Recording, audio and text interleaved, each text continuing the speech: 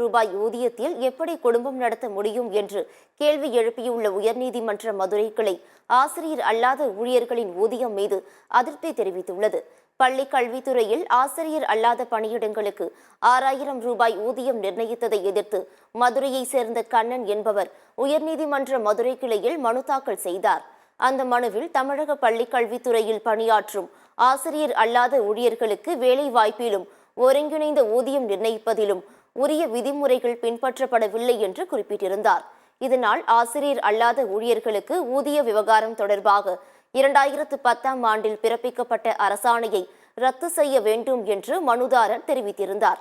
இந்த வழக்கு நீதிபதிகள் சுரேஷ்குமார், அருள்முருகன் அமர்வில் விசாரணைக்கு வந்தது. சாதாரண தினக்கூலி பணியாளர்களுக்கு அரசு ரூபாய் ஊதியம் நிர்ணயம் செய்துள்ளது. அப்படி இருக்கும்போது மாத சம்பளமாக ரூபாய் என எப்படி நிர்ணயம் செய்து அரசாணை வெளியிடப்பட்டது?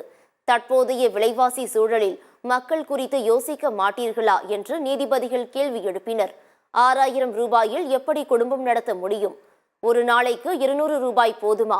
இதுபோன்ற அரசாணைகள் எப்படி பிறப்பிக்கப்படுகின்றன என்று கேள்வி எழுப்பிய நீதிபதிகள் இதுபோன்ற விவகாரங்களில் கவனமாக செயல்பட வேண்டும் என்று தெரிவித்தனர்.